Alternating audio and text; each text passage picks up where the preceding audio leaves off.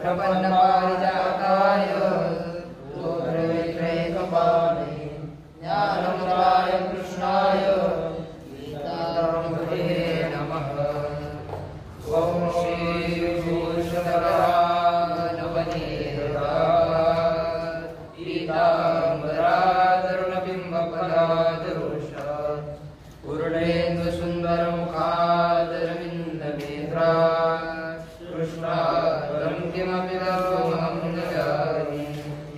निहारहारघनसारसुधाकराभां कल्याणदां कनकजम्बपदामभूषा कुतुम्बमेनमनोहराङ्गिं वाणीं नमामि मनसा वचसामि बुद्धे। आदिनाथसमारम्भान् श्रीरामराजमध्यमान् अस्मदाचार्यपर्यन्तान् वन्दे गुरुपरम्पराम्। ज्ञानेश्वरं ज्ञानदेवं च एकनाथं तथैव च तुकारां वन्दे वारकरी परम्परा। आदिनाथं च मत्स्येन्द्रं गोरक्षं दयिता ज्ञानदेवं च वन्दे गुरुम्। जयाञ्चे जया स्मरण भूय सकल विद्याधिकरण तेज बंधु श्री चरण श्री गुरुवे जयाचे आठवे शब्दवे सारस्वता गुरुवे शिवे वक्तुका गुणपणे अमृताते पावके मने रसवती गुणमणे अक्षरासि भावाचे अवतरण अवतरण निजयमुना आताचे संपूर्ण तत्वमोदे श्री गुरुचे पाय जय हृदय सुनिधाय तैवे भाग्य होय उमेशासि ते श्री भगवान पांडुरंग परमात्मा श्री ज्ञानोबा जगद्गुरु तुकाराम महाराज श्री संत एकनाथ महाराज आदिगुरु शंकराचार्य इत्यादी सर्व संतांच्या अलौकिक हेतुकी अकारण करून अशा कृपेने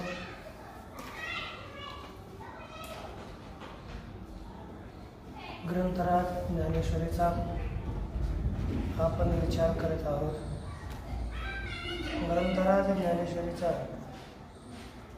विचार करत असताना आपण प्रारंभापासून प्रथम 3 अध्यायाचा विचार केला। 3 अध्यायाच्या विचारानंतर जो 4था अध्याय आहे या 4थ्या अध्यायाचा आपण विचार आरंभ करणार। या 4थ्या अध्यायात जो विचार आपण पाहणार आहोत त्या आरंभी या अध्यायामध्ये भगवान माऊलींनी 10-15 ओव्या या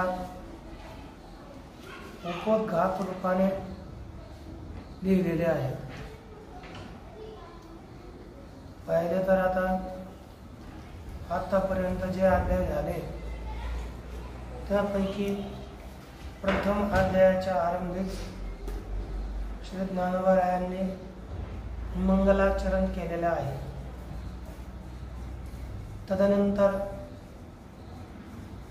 2रा अध्याय आणि 3रा अध्याय या दोन्ही अध्यायाच्या आरंभी माऊलींनी मंगलाचरण केलेलं नाही, केवळ उपोद्घात या रूपानं 2-4 शब्द फक्त मांडलेले आहेत।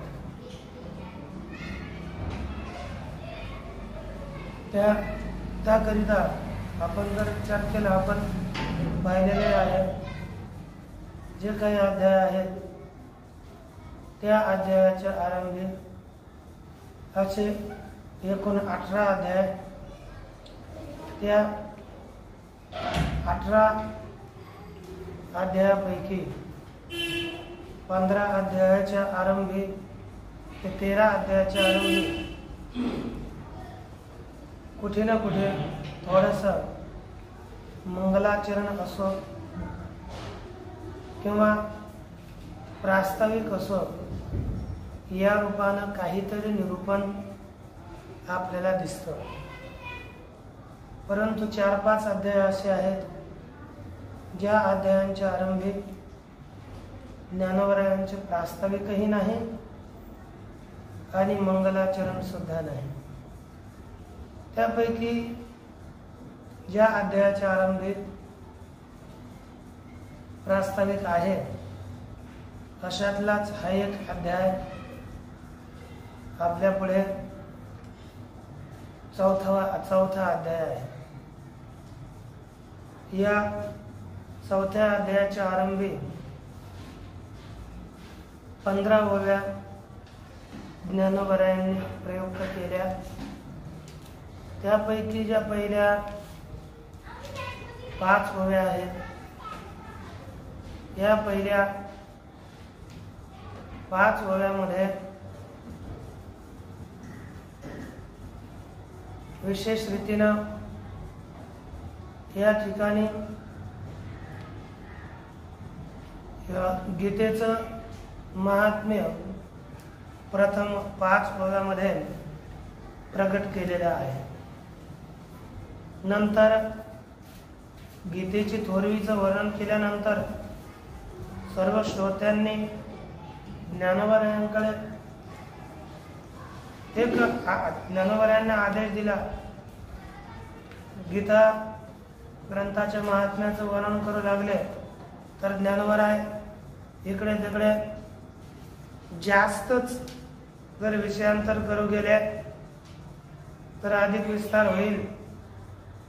या हेतूनं भगवान परमात्म्याचा आणि अर्जुनाचा जो संवाद आहे तो संवादच तू प्रगट कर हे सांगतात संत. आणि ते सांगितल्यानंतर त्या सांगण्यामध्येच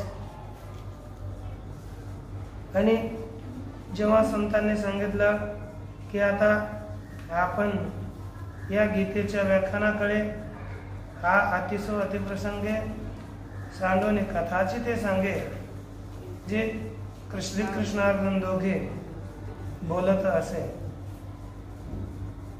म्हणजे हा अतिप्रसंग सोडून देऊन आपण भगवान परमात्मा आणि अर्जुन हे दोघं जे काही बोलले त्याविषयी कथा प्रसंगच आपण प्रकट करावा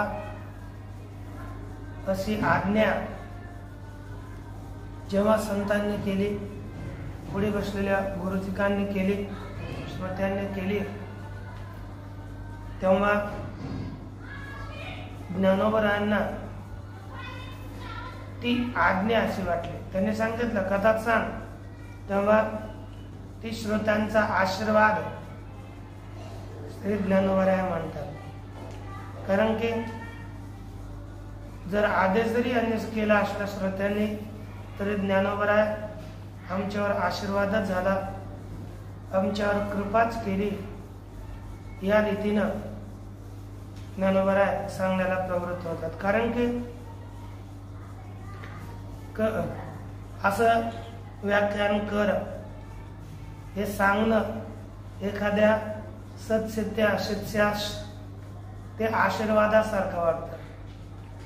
म्हणजे मोठा प्रसादच प्राप्त झाल्यासारखं सत्शिष्याला वाटतं. आणि ज्ञानोबराय सुद्धा हे श्रेष्ठ सत्शिष्य असल्यामुळे त्यांना अंतःकरणात ही इच्छाच होती की आपले जे पुढे उपस्थित श्रोते आहेत, गुरुवर्य आहेत, त्यांनी आपल्याला ग्रंथाकडे वळ, ग्रंथाचा विचार सांग हे असं म्हणावं आणि आपल्यावर त्यांनी कृपा करावी या रीतीनं अशी ज्ञानोबरायांची इच्छा. आणि त्या रूपानं पुढच्या श्रोत्यांनी अथवा साक्षात श्री गुरुच पुढे बसलेल्या असल्यामुळे श्री निवृत्तीनाथांनी ज्ञानोबरायांना आदेश केला आणि तिथून पुढे ग्रंथाला आरंभ केला जात आहे. परंतु नंतर पुढे 7 ते 15 अशा या 8 ओव्या मध्ये आलेल्या आहेत. या 9 ओव्या, आता 7 ते 15 9 ओव्यांद्वारे जे अखेरपर्यंत या 9ही ओव्या श्री ज्ञानेश्वर महाराजांनी एक श्रीकृष्ण आणि अर्जुन, श्रीकृष्णाचं अर्जुनाविषयी किती दृढ प्रेम होतं हे प्रेम या ठिकाणी प्रगट केलं. कारण की प्रेमच का आहे याचा निर्देश जर पाहिला तर पहा, प्रथम अध्याय हा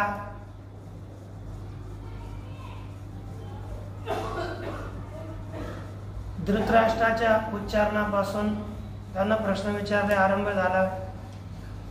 तिथेही भगवान काय बोलले नाही. त्या अध्यायातही प्रेमाचा काही प्रश्न येत नाही. द्वितीय अध्याय आणि तृतीय अध्याय तम तथा कृपयाविष्टम अश्रुपूर्ण कुलेक्षणम शिशिदंतमिदं वाक्यम वाच मधुसूदनः. त्या भगवान परमात्मा अर्जुन हा अतिशय खेदाने युक्त आहे. त्याची स्थिती फार बिकट आहे. रडू लागला आणि खेदपूर्वक त्याची स्थिती पाहिल्यानंतर विषाद करणाऱ्या त्या अर्जुनाला भगवान परमात्मानं वचन वापरले. अरे कुतस्वा कशमलमिदं विषमे संपसम अनार्जुष्टमस्वर्गम अकीर्तिकरम अर्जुन त्रैबिंबास्मकं पार्थ नैतत्त्वयुपपद्यते क्षुद्रं हृदय दौर्बल्यं त्यक्तोत्तिष्ठ परं तप. बस तुझं तू काम कर, हे योग्य नाही या रीतीने सांगितलं. आणि तिथून पुढे पण अर्जुन बोलतो, भगवान त्याचं उत्तर देतात. या प्रश्नोत्तरात्मक काही कारणामुळे हा अध्याय आरंभ झाला आणि 11व्या अध्यायापासून भगवान परमात्म्यानं अर्जुनानं विचारल्यामुळे उपदेश करण्यास आरंभ केला.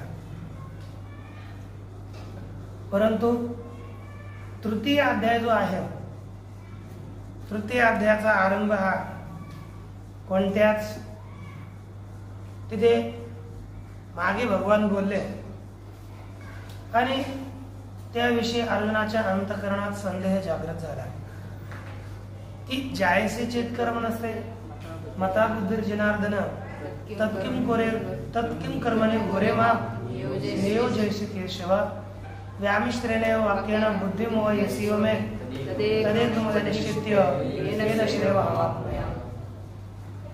या येथे अर्जुनाच्या भगवान परमात्म्यानं कर्मयोग आणि ज्ञानयोग हे दोघांचं प्रतिपादन केलं. दोघांचं प्रतिपादन केल्यामुळे अर्जुनाच्या अंतःकरणात संदेह निर्माण झाला आणि त्या अर्जुनाच्या शंकेचं उत्तर म्हणून तृतीय अध्याय प्रारंभ झाला. शेवटी सुद्धा एक शंका केली आता केना प्रयुक्तोयम आणि त्याचं उत्तर देत देत पूर्ण अध्याय संपला. हा पूर्व अध्यायाचा म्हणजे पूर्व अध्यायाच्या आरंभाकरिता साक्षात अर्जुन प्रश्न करतोय आणि त्या प्रश्नाचं उत्तर भगवान देतात. यामुळे पूर्व तृतीय अध्याय आहे. परंतु चतुर्थ अध्यायाच्या आरंभाकरिता काहीच निमित्त नाही. भगवान अर्जुनाची स्थिती पाहून अर्जुन ऐकतोय आणि त्या म्हणून अर्जुनाकडेच पाहून भगवंताच्या अंतःकरणात प्रेम जागृत झालं. त्या प्रेमाच्या पोटी हा पूर्ण अध्याय आहे. कारण की अर्जुन विचारलं नाही, बस कोणत्या निमित्तानं झाला भगवान परमात्मा साक्षात या अध्यायाचा आरंभ करतात. म्हणजे हा अध्याय प्रेमामुळे प्रारंभ झाला. ते प्रेम ते किती प्रेम आहे ते अनेक ओव्यांद्वारे श्री ज्ञानोबरायांनी संजयाच्या मुखातून त्या ओव्या काढल्या आणि त्या अर्जुनाच्या महत् भाग्याचं, भगवंताच्या प्रेमाचं वर्णन केलं. कारण की या श्री जगदीश्वराचे प्रेम एत दिसत असे निरुपम कैसे पार्थेने सर्वोत्तम पुण्य केले. किती भगवान, कारण की जेन सांगायची इथे या वसुदैवासी, जेन सांगायची बंधू माते देवकीसी, जेन सांगायचे बंधू बळीभद्रासी, ते गुह्य अर्जुनेशी बोलत असत. असं गुह्य ज्ञान भगवान परमात्मा अर्जुनाला सांगत आहेत. यावरून भगवान परमात्म्याचं प्रेम अर्जुनावर किती महत् प्रेम होतं हे आपल्याला कळून येतं. आणि त्या प्रेमापोटी या ग्रंथाचा आरंभ केला आणि याद्वारेच प्रास्ताविक करून गीता ग्रंथाविषयी असलेला आपला आदर श्री ज्ञानोबरायांनी प्रगट केलेला आहे. हा जो चौथा अध्याय आहे, चौथा अध्याय हा एक विशिष्ट अध्याय आहे. या अध्यायाला एक वेगळंच महत्व आलं, कारण की हा अध्याय म्हणजे जोड अध्याय आपण म्हणतो. या अध्यायात जोड आहे. पाहिलं तर श्री ज्ञानोबराय आणि आदिगुरु शंकराचार्य यांच्या मतामध्ये थोडा म्हणजे अध्यायाच्या मांडणीविषयी विचार वेगळा आहे. आदिगुरु शंकराचार्य बोलतात की यह अयम योग अध्याय द्वयेनोक्तः ज्ञान निष्ठा लक्षण संन्यासः कर्मयोगोपायो यस्मिन् वेदार्थः परिसमाप्तः प्रवृत्ति लक्षणः निवृत्ति लक्षणश्च. श्री आचार्य म्हणतात की जो हा योग 2 अध्यायाद्वारे प्रगट केला, दुसरा अध्याय आणि तिसरा अध्याय, या 2 अध्यायामध्ये ज्ञाननिष्ठा रूपी संन्यास सहित कर्मयोग रूपी उपाय हे सांगितला. म्हणजे ज्ञानयोग आणि कर्मयोग दोन्ही योग या ठिकाणी प्रगट केला. तो यस्मिन वेदार्थ परिसमाप्त, ज्याच्यामध्ये सगळ्या वेदाचे तात्पर्य समाप्त होते, तात्पर्य निहित आहे, असा हा योग या ठिकाणी प्रगट केला गेला. आणि तो योग कोणता सांगितला की एक प्रवृत्ती लक्षण निवृत्ती लक्षण असतात. प्रवृत्ती लक्षण योग म्हणजे जो कर्मकांडात्मक योग आहे तो प्रवृत्ती लक्षण, म्हणजे काहीतरी फळाच्या इच्छेनं जी काही कर्म सांगितली जातात हा प्रवृत्ती लक्षण योग आहे. व निवृत्ती लक्षण योग म्हणजे वैराग्याच्या द्वारे संन्यासपूर्वक ज्ञान प्राप्तीद्वारे मोक्ष प्राप्तीचा जो योग, त्याला निवृत्ती लक्षण योग. हा इतका विचार, जितका सगळा शास्त्रार्थ, तो सगळा शास्त्रार्थ येथपर्यंत समाप्त झाला, संपला. सगळ्या शास्त्रार्थाची समाप्ती झाली. आपल्या कल्याणाची जी साधना आहेत ही साधनं द्वितीय अध्याय आणि तृतीय अध्यायामध्ये प्रगट केली गेली.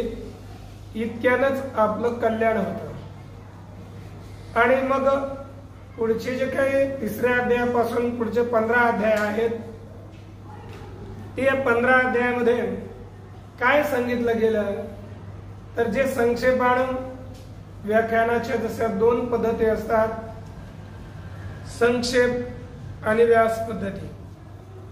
ज्या गोष्टीचं अगोदर संक्षेपानं निरूपण केलं जातं त्याचंच विस्तारानं पुन्हा कथन करणं, त्याला व्यास पद्धती. आणि हे व्यास संक्षेप आणि व्यास पद्धती भगवान भाष्यकार बहुधा आपल्या ग्रंथामध्ये वापरत असतात. म्हणजे ते स्वतःच एक सूत्र देतात, एक वाक्य देतात, शंका करताना सुद्धा एक सूत्रात्मक एक वाक्य देतात आणि त्याचेच पुन्हा 2-4 पंक्ती त्या शंकेचा विस्तार करतात.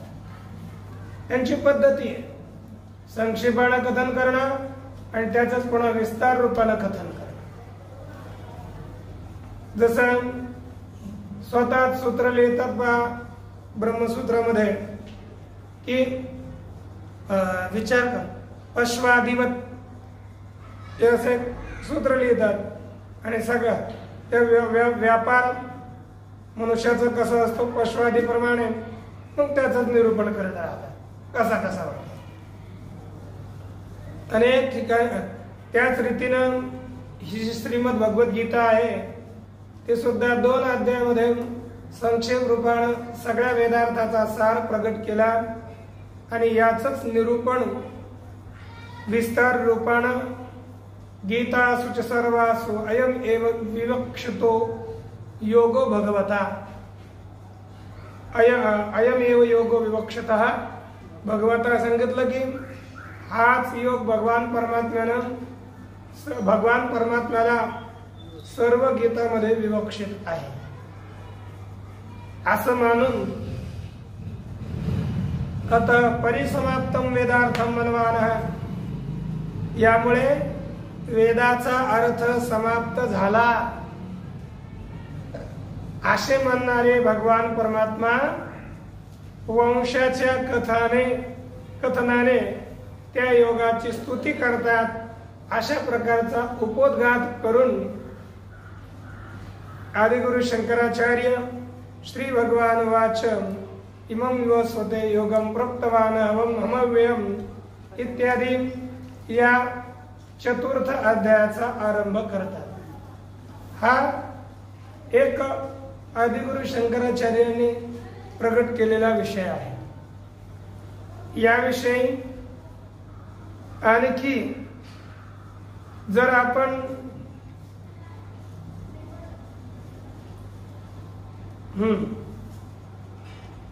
ज्ञानवरायांच्या दृष्टीने विचार केला तर आपण याला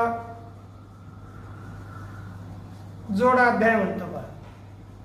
कारण की या अध्यायांची संगती सांगत असताना ज्ञानवरायांनी पूर्ण गीतेचा एक विचार केला.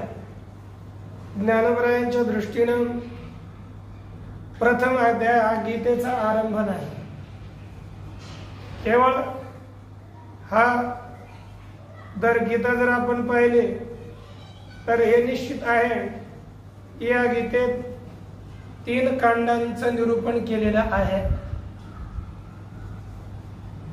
म्हणजे कर्मकांड, ज्ञानकांड, कर्मकांड, उपासनाकांड आणि ज्ञानकांड अशी 3 कांड या श्रीमद भगवद्गीतेत येतात.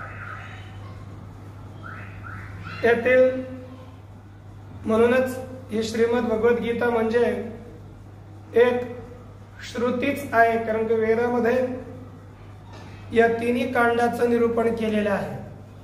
कांडत्रय निरूपणे श्रुतीच हे ओडिस वाणी या प्रकारे या श्रीमद भगवद्गीतेचं वर्णन श्री ज्ञानवरायांनी पुढे 18व्या अध्यायामध्ये जाऊन केलं. म्हणजे यामध्ये कर्मकांड, उपासनाकांड आणि ज्ञानकांड असे विषय आले. त्यापैकी पहिला अध्याय हा श्री ज्ञानवरायांच्या दृष्टीनं केवळ शास्त्र प्रवृत्ती प्रस्ताव, म्हणजे आपल्याला जे शास्त्र आरंभ करायचं आहे त्या शास्त्राच्या आरंभी प्रवृत्त होण्याकरता जो प्रस्ताव जी सामुग्री लागते तेच या प्रथम अध्यायामध्ये प्रगट करून दाखवलेले. बस केवळ शास्त्र कसं आरंभ झालं याचं कथन केलं. त्याच्यात भगवान परमात्म्यानं कोणत्याच प्रकारचा उपदेश केलेला नाहीये जेणेकरून आपण त्याला भगवद्गीता म्हणू. तो शास्त्राच्या प्रवृत्तीचा प्रस्ताव रूप आहे. आणि द्वितीय अध्यायात अर्जुनानं जे सांगितलं, दुसऱ्या अध्यायात केवळ ज्ञानावर बोलतात. या दुसऱ्या अध्यायामध्ये सांख्य योगाचं केवळ निरूपण केलं. त्यांनी या अध्यायाची गणना जास्त ग्रहण करण्याची केलेलीच नाही. म्हणजे केवळ दुसऱ्या अध्यायामध्ये सांख्य योग प्रगट केला असंच त्यांचं म्हणणं आहे. अधिक ते काहीच न बोलता लगेच दुजी केवळ म्हणजे द्वितीय सांख्य सद्भाव प्रकाशला असं वाटलं दिलं. म्हणजे सांख्य ज्ञान योग ज्ञान जे काही ज्ञान आहे ते त्याच्यात प्रगट केलं. त्यानंतर जेव्हा तिसऱ्यापासून आरंभ होतो तेव्हा या गीतेचा विभाग करण्याकरता प्रयास केला.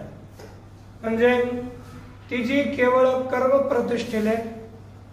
तिसऱ्या अध्यायात केवळ कर्मकांडाचं निरूपण केलं. कर्मकांड हे 1.5 अध्यायात सांगितलं गेलं.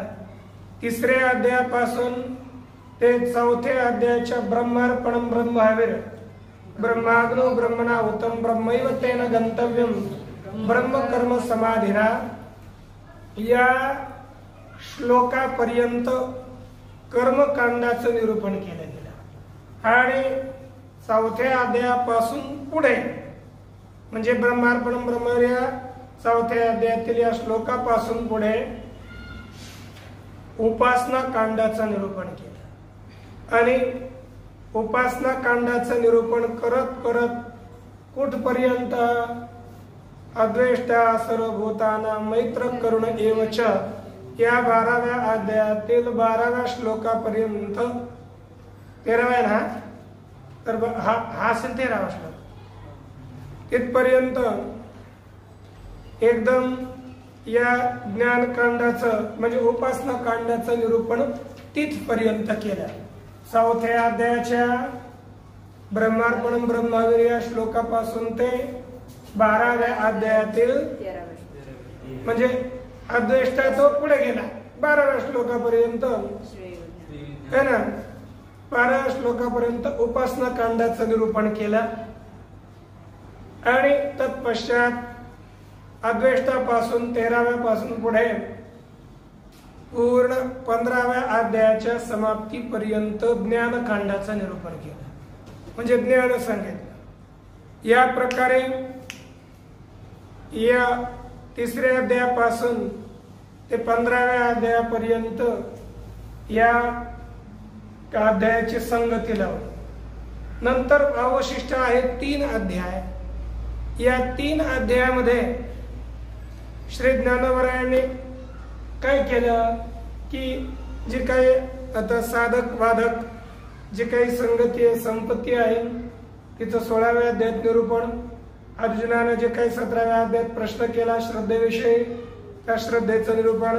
आणि 17व्या अध्यायात प्रगट केलेला जो विषय आहे त्याच विस्तारपूर्वकानं 18व्या अध्यायात निरूपण केलं. म्हणून त्याला ज्ञानवराय सगळ्या गीतेचं सार रूप कलशाध्याय असं म्हणतात. या प्रकारे अध्याय संगती सगळ्या गीतेची ज्ञानवराय स्वतः आपल्या ओव्यांद्वारे प्रगट करतात. त्यापैकी हा जो 4था अध्याय आहे या 4थ्या अध्यायामध्ये आपणाला जो विशेष विचार म्हणजे हा जोड अध्याय आहे आणि या अध्यायाचा विचार या ठिकाणी केला. तत्पूर्वी कारण की विशेषतः आपण पाहिलं तर श्री ज्ञानवरायांनी जास्त अध्याय उपासना कांडात ठेवले. कारण की मनुष्याचा अधिकार सगळ्यात जास्त कर्म, उपासना आणि ज्ञान यापैकी कर्म किंवा उपासनेत याच्यातच सगळ्यांचा अधिकार आहे. आणि ते कर्म निष्काम बुद्धीनं भगवत अर्पण बुद्धीनं केलं तर अंतःकरण शुद्धीपूर्वक परमात्मा ज्ञानाची योग्यता प्राप्त होऊ शकते. या कारणास्तव श्री ज्ञानवरायांनी जास्त अध्याय उपासना काढण्यात आले आणि मनुष्याला ते कोणतंही कर्म कसं करायचं, ते भगवत अर्पण बुद्धीनं कसं करायचं याचं निरूपण या सगळ्यामध्ये केलं गेलं. कारण की आपण आपलं जे कर्म आहे ते भगवान परमात्म्याला अर्पण केलं तर भगवान परमात्मा संतुष्ट होतात. तया सर्वात्मका ईश्वरा स्वकर्म कुसुमांची या वीरा पूजा केली होय अपारा तोषा लागे. म्हणजे आपलं जे काही स्वतःचं कर्म आहे, आपलं स्वधर्मरूप कर्म आहे, त्या स्वधर्मरूप कर्माने सर्वात्मक परमात्म्याची म्हणजे स्वधर्मरूपी कर्म हेच जणू काही फुलं, या स्वकर्मरूपी फुलांनी भगवान परमात्म्याची जर पूजा केली तर ती भगवान परमात्म्याच्या संतोषाकरिता होते. त्याने भगवान परमात्मा संतुष्ट होतो आणि आपल्याला वैराग्य हे प्रसाद रूपाने प्रगट देतात. या कारणास्तव हे कर्म मनुष्यानं करावं. या प्रकारे याच्याकरिता आता हा अध्याय जोड अध्याय असल्यामुळे याचा आपण विचार करणार. येथे सुरुवातीला प्रास्ताविक रूपानं काही ओव्या देत आहेत. त्या ओव्यांचा आपण थोडासा संक्षेपानं विचार पाहूया. पहिली ओवी श्री ज्ञानवरायांनी वापरली. आजी श्रवणेंद्रिया पाहले किंवा पिकले, जे येणे गीता निधान देखिले. आता स्वप्नची हे तुकले साचा सरीसे ही ओवी आहे. या ओवीचा अन्वय आजी श्रवणेंद्रिया पिकले किंवा पाहले, जे येणे गीता निधान देखिले. सरळ आता हे स्वप्नची साचा सरीसे तुकले. अर्थ आजी श्रवणेंद्रिया पाहले. आज जे आमचे श्रवणेंद्रिय आहेत त्या श्रवणेंद्रियांना पाहलं म्हणजे उजाडलं. काय उजाडलं पाहू. सरळ अर्थ आहे आज श्रवणेंद्रियाला खरं उजाडलं. कारण की येणे गीता निदान देखिले, या श्रवणेंद्रियाने गीता रूपी निदान पाहिलं. आता हे स्वप्नची हे जर खरं काय स्वप्नच आहे, परंतु साच्या सरीसे तुकले खऱ्याच्या योग्यतेचं ठरलं. स्वप्न असून सुद्धा ते खऱ्यासारखं झालं असं सरळ अर्थ आहे. काही ठिकाणी पिकले असा सुद्धा म्हणजे मामांच्या प्रतीत पिकले पाठ आहे. इथं कोणता आहे पाहले का पिकले. पाहले पिकले तसं पाहिलं तर पाहले थोडस मला चांगला वाटतंय. पिकले हाही पाठ केलेला आहे. पिकल्याचा अर्थ केला, पिकलं म्हणजे सुका झाला. एखाद्या वेळेस आता एखादा पदार्थ पिकावा म्हणजे तो मग आपल्याला सेवन करण्यास योग्य होतं. परंतु इथे काय दिलं सुकाळ झाला असं केला. पाहूया याच्यामध्ये पण तर चांगलं वाटेल. पण एक आहे पाहणे, म्हणजे आज आमच्या इंद्रियांना खरं उजाडलं. आमच्या या श्रवणेंद्रियाचं भाग्य आज उजाडलं, म्हणजे प्रकाशला. कारण की श्रवणेंद्रियाला आज, श्रवणेंद्रियाच्या भाग्याचा आज उदय झाला, ते प्रकाशित झालं. कारण की यानं गीता रूपी निधान पाहिलं. एक आहे हाही अर्थ अधिक चांगला वाटतो की श्रवणेंद्रिया पाहणे म्हणजे भाग्य उजळलं, किंवा श्रवणेंद्रियाच्या भाग्याचा आता आपलं उदय झाला. आणि एक निश्चित आहे, प्रकाश आणि पाहणं यांचा संबंध आहे, अन्योन्य संबंध आहे, परस्पर संबंध आहे. प्रकाशामध्येच मनुष्याला दिसतं, अंधकारात मनुष्याला दिसत नाही. प्रकाश हा जर अगोदर प्रकाश असेल तर तो प्रकाश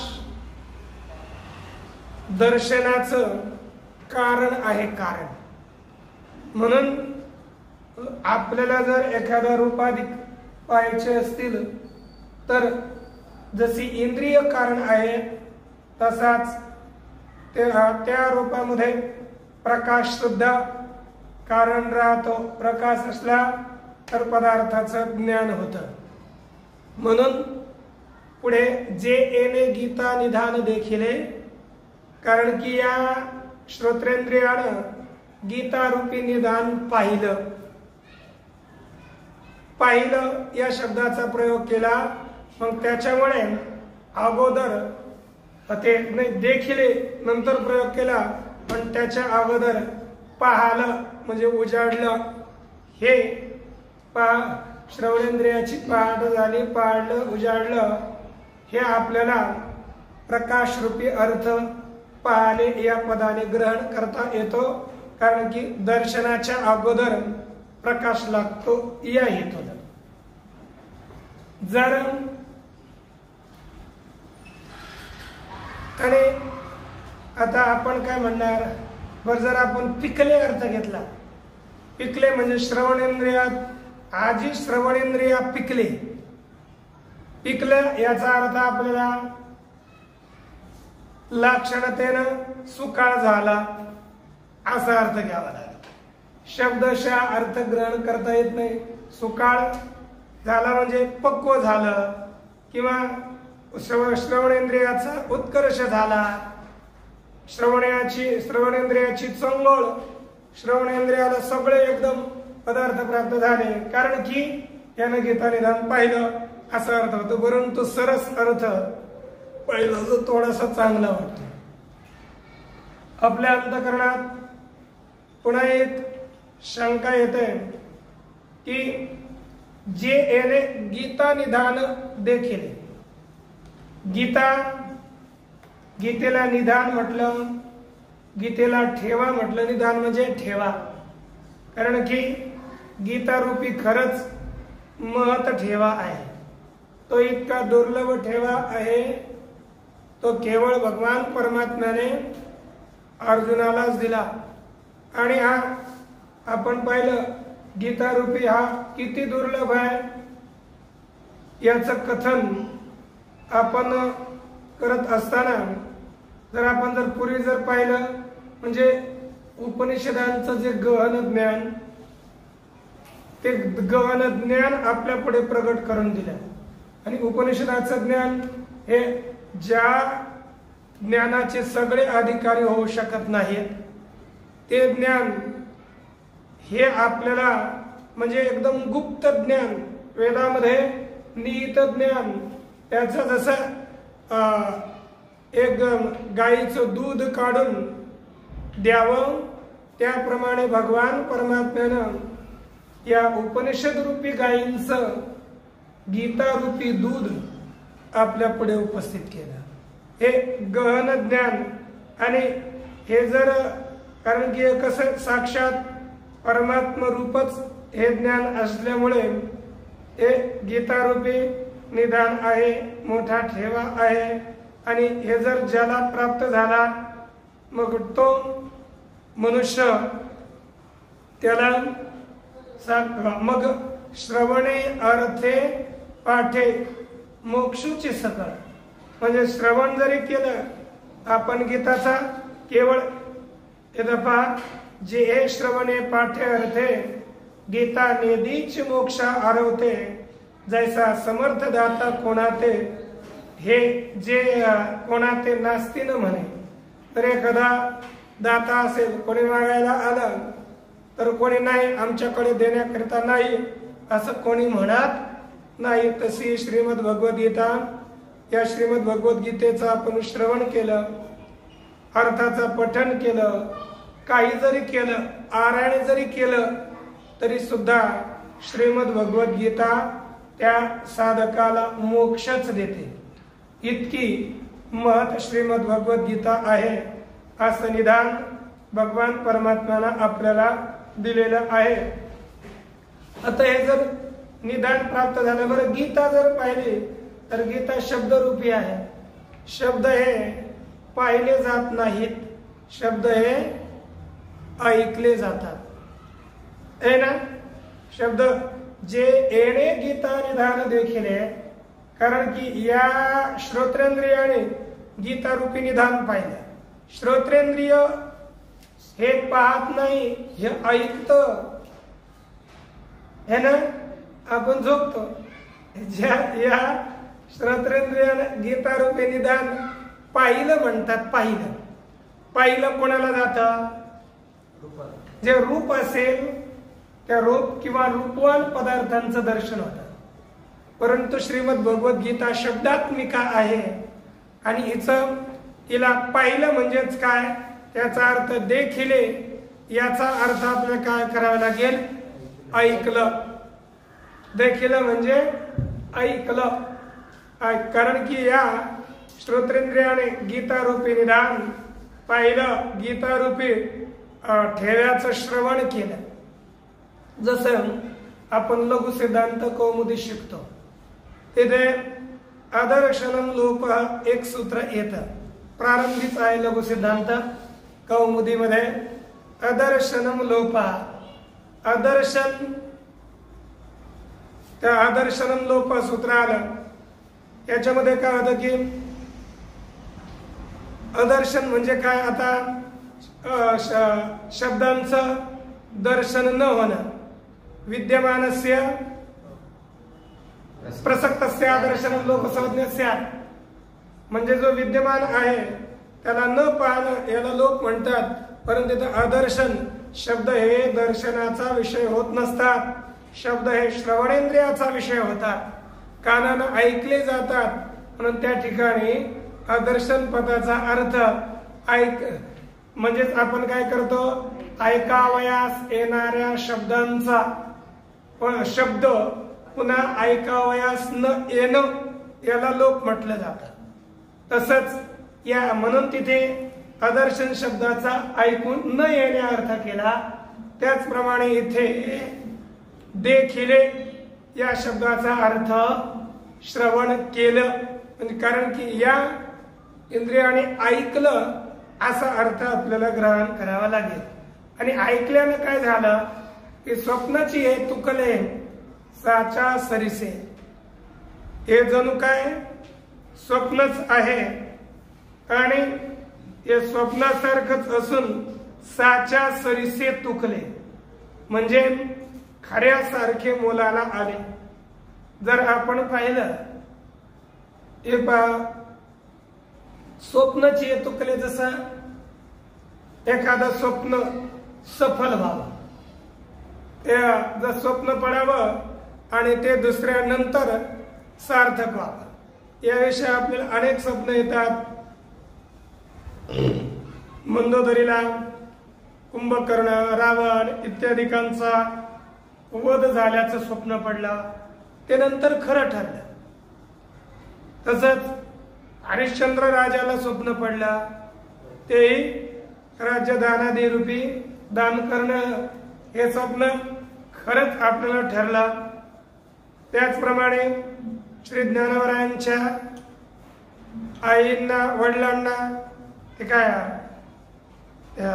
श्री ज्ञानवरायांची आई त्यांचे जे वडील सिद्धोपंत आहेत त्यांना ही कन्या श्री विठ्ठल पंतांना द्यावी अशा प्रकारचं जे स्वप्न झालं. तसंच विठ्ठल पंतांनाही त्याविषयी स्वप्न पडलं. हे देखील खरं झालं की नाही ऐकून आहोत ना. तसंच अनेक आपल्याला पुन्हा श्री नृसिंह आश्रम जेव्हा संन्यास घेतला श्री विठ्ठल पंतांनी तेव्हा त्यांचे जे गुरु कोण नृसिंह आश्रम स्वामीजी नृसिंह आश्रम त्यांचा आश्रम त्या संन्यास आहे ना नृसिंह आश्रम. मग त्यांनाही स्वप्न पडलं यांना पुन्हा गृहस्थ आश्रमामध्ये हे करण्याकरता तुम्ही प्रेरित करा इत्यादी असं ज्ञानवरायांचं कथन करत असताना निळवरायांनी लिहिलेलं आहे. तब नृसिंह आश्रमासी निज स्वप्ने दृष्टांत झाला अकस्मात महाक्षेत्री इत्यादी वेगळ्या संतांची वेगळी थोडी वेगळी वाक्य आहेत. मग कुठे श्रीपाद आश्रम म्हणतात परंतु हा आश्रम त्यांचा आश्रम हे आहे त्याच्यात श्रीपाद साहेब म्हणतो आपण पण तो आश्रमचा संन्यासाच्या सरस्वती इत्यादी जोडल्या जातात त्यांना आश्रम जोडलेले. मग या रीतीनं या सगळ्यांची स्वप्न खरं ठरली. तसं जगद्गुरु तुकाराम महाराजांचंही आहे. स्वप्नामध्येच श्री गुरूंना उपदेश केला आणि तो खरा मानला आणि त्याच्यावर त्यांनी साधना आरंभ केले. आपल्याला प्रत्यक्ष किती जरी सांगण्याकरता असल्या तरी आपलं ऐकणं होत नाही कधीच. कारण की अधिकारी पुरुषाचं वेगळं राहतं. स्वप्नातले सुद्धा उपदेश खरा मानून चालतात. आपण जागृतीत सांगितला तरी तो खोटा मानून चालतो आणि आपला आणि त्यांचा उद्धार होतो आणि आपला कितीही काही केलं तर उद्धार होत नाही. म्हणजे इतकी परिस्थिती राहते. परंतु हे जे गीता निधान आहे हे स्वप्नासारखं कारण की शब्दाचा प्रयोग व्यवहार दशेत केलेला आहे आणि व्यवहार दशेत केलेल्या शब्दामुळे परमात्म तत्वाचा साक्षात्कार होऊन मुक्ती प्राप्त झाली. म्हणून हे जणू काय स्वप्न खऱ्यासारखं ठरलं. म्हणजे हे स्वप्नची हे श्रवण करणं स्वप्नच आहे जणू काय मिथ्याच आहे. आपण पहा जागृतीमध्ये उपदेश जरी केला असेल तर मांडूक उपनिषदामध्ये जागृत आणि स्वप्न या दोघांना काय म्हटलं स्वप्न. दोघांकरता स्वप्न शब्दाचा प्रयोग केला. म्हणजे जागृत अवस्था एक स्वप्नच आहे आणि उपदेश केला तो देखील एक प्रकारे स्वप्नच. परंतु ते सत्य ठरलं खऱ्यासारखं म्हणजे खरं फळ देणारं ठरलं. म्हणून हे खरं ठरलं असं श्री ज्ञानवराय बोलतात. आणि हे ऐकणारं कोण याच्याविषयी आपण अधिक विचार उद्या करू. पुढे